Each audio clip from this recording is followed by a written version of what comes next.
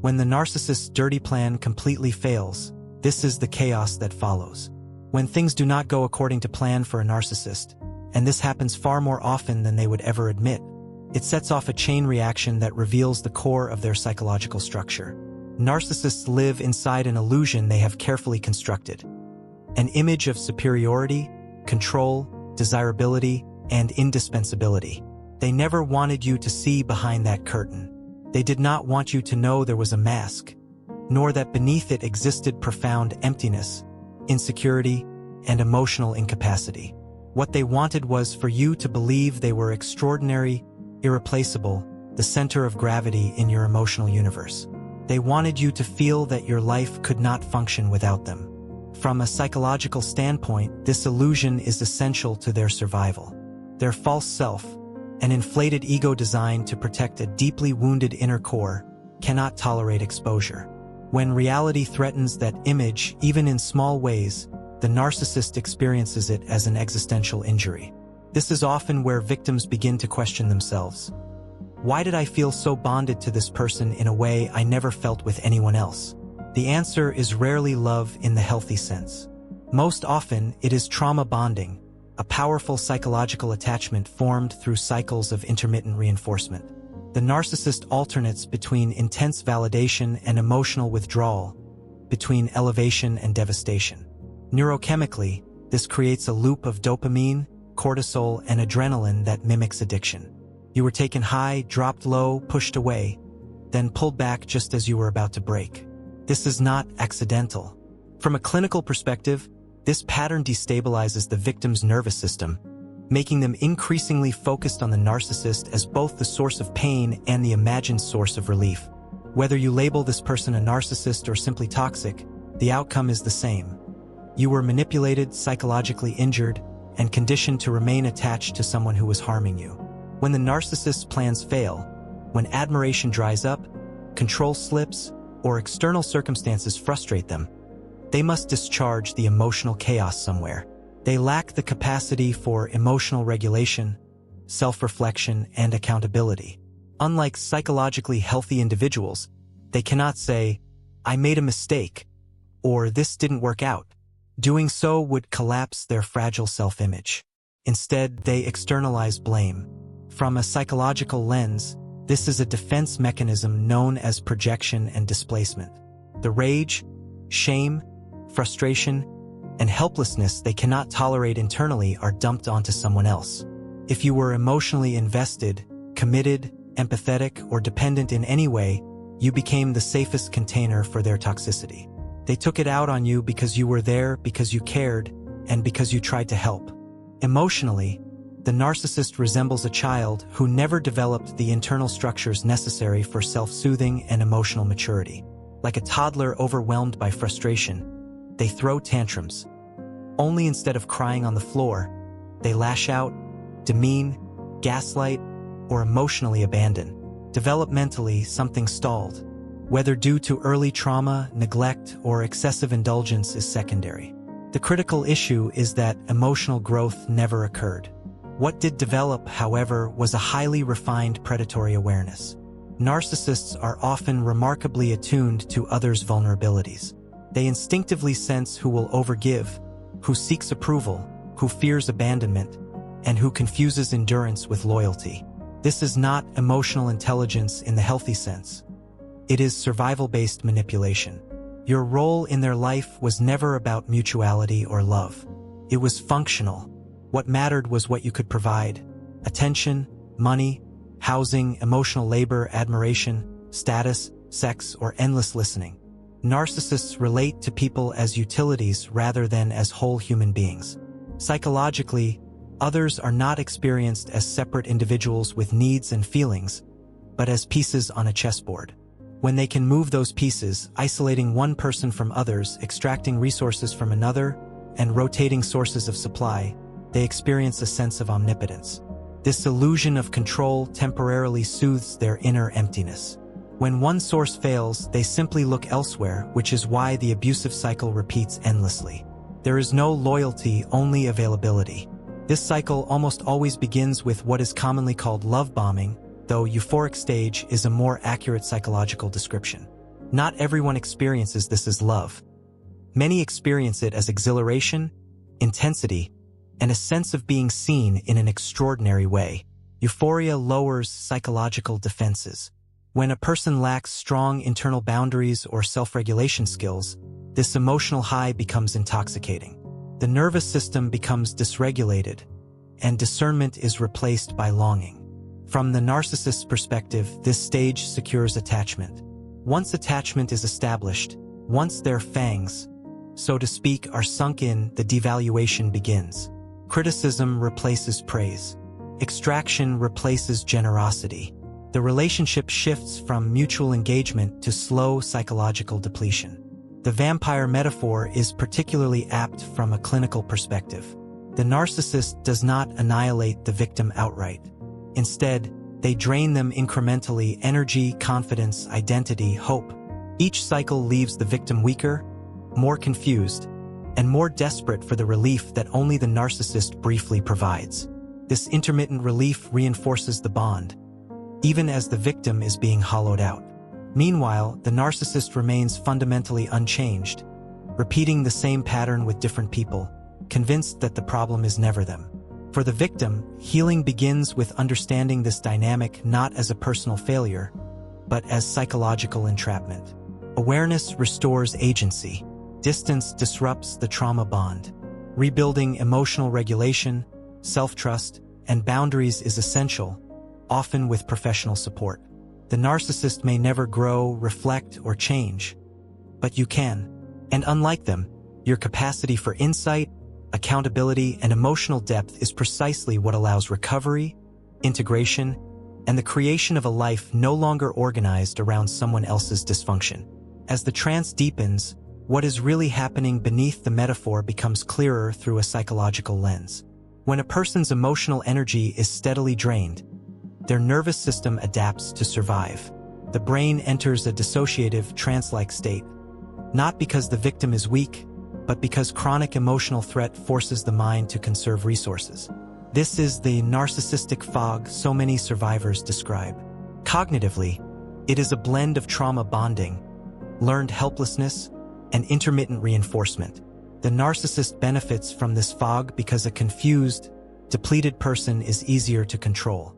The victim, meanwhile, begins to doubt their perceptions, their memories, even their sense of self. This is why the narcissist does not fully destroy you. Psychologically, a completely broken person cannot continue supplying attention, validation, or emotional labor. They take just enough to keep you alive, attached, and compliant, unconsciously outsourcing their emotional regulation to you. The structure of the narcissistic abuse cycle is not random. It mirrors predictable patterns of attachment trauma.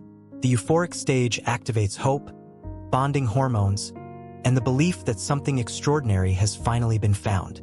The devaluation stage introduces anxiety, confusion, and self-blame, keeping the victim in a constant state of emotional pursuit. The ending, whether through discard or your own departure, triggers withdrawal symptoms that resemble addiction. From the narcissist's perspective, this ending is not closure. It is an injury. Their false self cannot tolerate loss of control or irrelevance, which is why hoovering occurs. A hoover is not about reconciliation or growth. It is a diagnostic test. Psychologically, they are checking whether they still have access to your emotional nervous system. If you respond even negatively, it confirms that the bond is still intact. This is why accepting a hoover is so dangerous. It reactivates the trauma bond at a neurological level, reigniting hope, fear, and emotional dependency. For the narcissist, it provides relief and reassurance of their power. For the victim, it delays healing and reinforces self-doubt. No contact, by contrast, is not punishment, it is protection. It removes the stimulus that keeps the nervous system dysregulated. Maintaining boundaries, minimizing exposure, and reducing your footprint is clinically aligned with trauma recovery. It allows the brain to recalibrate, the body to exit survival mode, and the self to slowly reassemble. The narcissist's compulsive need for someone, anyone, is rooted in their inability to self-soothe or self-reflect. Without external input, they are forced to face the emptiness and shame they spend their lives running from. Dumping toxicity into another person is a primitive form of emotional offloading. Psychologically, it serves two functions. It temporarily relieves their internal distress, and it reasserts dominance by making someone else feel smaller.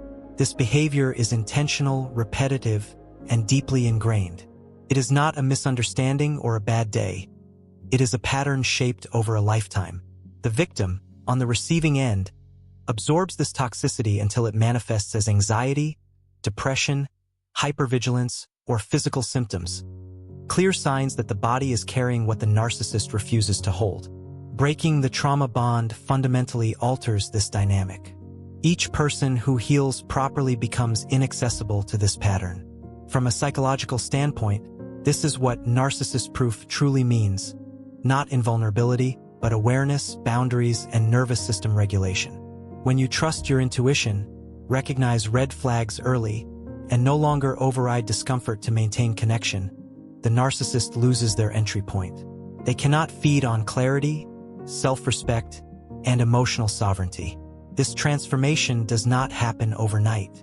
It requires time, repetition, grief, and often professional support. Healing is nonlinear because trauma is stored in layers: cognitive, emotional, and somatic. What many survivors eventually realize is that their empathy, kindness, and light were never flaws. They were simply exploited before they were protected. Psychologically, the empathic nervous system is highly attuned to others, which makes it vulnerable in the absence of boundaries, but extraordinarily powerful once boundaries are established. When you emerge from the darkness of the cycle, you recognize your resilience. You learn that survival rewired you, but healing refined you. You no longer negotiate your worth, chase closure, or explain your pain to someone committed to misunderstanding it. No contact, blocking, removing enablers, and reclaiming your time are not acts of cruelty. They are acts of psychological self-preservation. Over time, the fog lifts. Your identity stabilizes. Your energy returns. And the narcissist fades not because they changed, but because you did. Healing does not erase what happened, but it ensures it never happens again.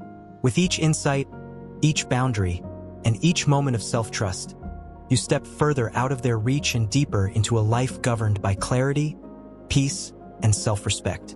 What this moment reveals, psychologically, is the narcissist's profound intolerance for frustration.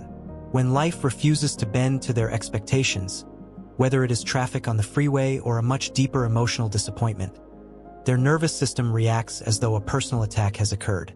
Clinicians often describe this as narcissistic injury, a perceived threat to the false self that demands immediate discharge. Road rage is a small but telling example. It is rarely about the traffic violation itself. It is about a loss of control, a sudden reminder that the world does not orbit them.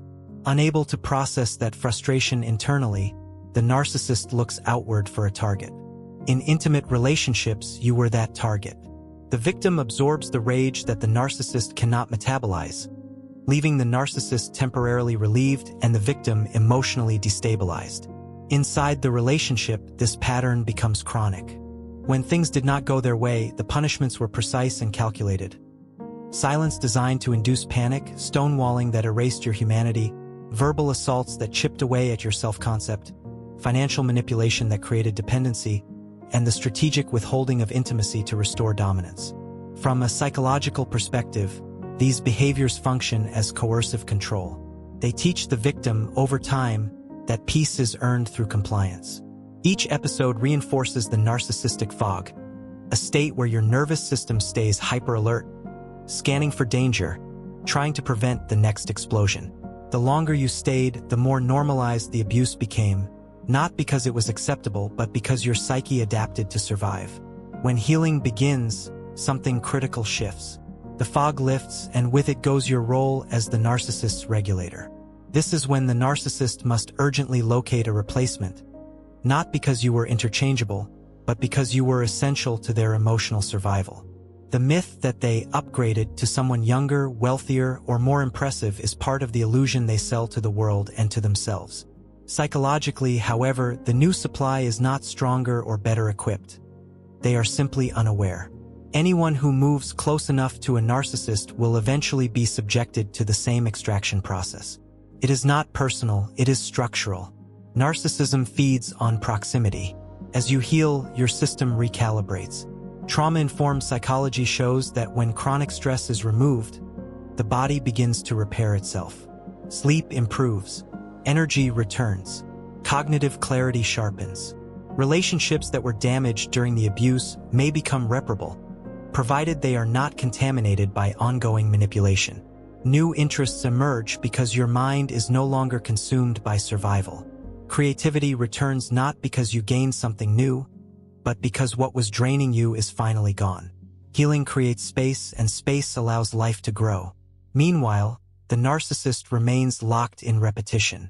Their bad days accumulate into bad years because nothing inside them changes. They continue to externalize blame, reassigning responsibility to former partners to maintain the illusion of innocence. Even with new supply, the narrative stays the same. You were the problem, you were difficult, you caused their pain. This blame shifting serves a psychological purpose. It protects them from shame. But it also guarantees stagnation. Without accountability, there is no growth, only decay. Over time, the effects compound. As narcissists age, their capacity for self-regulation diminishes further. Research on personality pathology suggests that without insight or intervention, defenses harden rather than soften. The mask slips more frequently. The charm thins. Social circles shrink. Supply sources dry up as people distance themselves from the chaos. Isolation sets in, not because the world abandoned them, but because they exhausted the people around them. This is the quiet, inevitable consequence of a life built on extraction rather than connection. And this is why the ending is not dramatic, it is corrosive. The narcissist's world narrows to grievances, resentments, and minor irritations that trigger outsized reactions. The same person who once erupted over grand betrayals now explodes over unwashed spoons in the sink. The scale changes, but the mechanism remains the same. Their inability to tolerate imperfection consumes them from the inside out. For the survivor watching from a distance, this clarity is not about revenge. It is about understanding. You were never the cause of the chaos. You were the container for it. And once you stepped away, the chaos had nowhere left to go. Your sneakers were not perfectly aligned by the door, and the laundry had not been folded yet. And you found yourself standing there thinking, why is this even an issue? It's Saturday. I just worked 60 hours this past week. Yet suddenly it became a problem. That moment, confusing, exhausting, and disproportionate, is a clear illustration of how a narcissist operates. They react not to what is actually happening, but to what they are feeling internally. Why did they do this to you? First, because they could. Second, because they knew you would comply, clean it up, fix it, or apologize just to restore peace. And third, because if you didn't, you would be punished even more severely. Most importantly, they were displacing their internal frustration onto you. Something had already wounded their ego before you even woke up that morning. Maybe someone ignored their email, failed to admire them, or outshine them in some way. Perhaps they pulled into the carport and noticed that their expensive, 3-month-old car suddenly felt inferior because someone else had just bought a newer, more expensive one. That comparison alone was enough to destabilize them. But instead of confronting the source of their insecurity, they redirected the emotional fallout onto you, because you were safe to punish. This is not a one-off behavior. This is a lifelong pattern. Narcissists externalize shame, envy, and inadequacy by projecting it onto the closest person available. They cannot tolerate feeling small, inferior, or unseen, so they make sure someone else feels it instead. You could never fully understand what was happening because no one taught you to recognize this dynamic. Once you do understand it, however, the most psychologically protective response is distance. Narcissists do not change because change requires accountability, self-reflection, and emotional regulation, capacities they fundamentally lack. As time passes, their lives continue to unravel in cycles. They burn through people, destabilize environments, blame others relentlessly, and grow older without growing wiser. They do not elevate, evolve, or heal. They do not apologize authentically, take ownership of harm, or commit to becoming better humans. It is not a phase and it is not situational. It is who they are. You may challenge this and say, but the narcissist I knew was successful. They had money, status, luxury cars, expensive watches, impressive homes. Those are tangible assets, and they are not indicators of emotional success or moral development. None of those things define the quality of a person's life. What truly matters is how someone treats other human beings, how they build and sustain relationships, and how they make people feel over time. The narcissist understands this truth at some level, which is precisely why they target empathetic, kind, and loving people. Those qualities remind them of what they lack. That is why they punished you. That is why they punished others before you. And that is why the most powerful outcome is not proving anything to them, but stepping away, healing, and choosing a life rooted in self-respect, emotional safety, and genuine connection.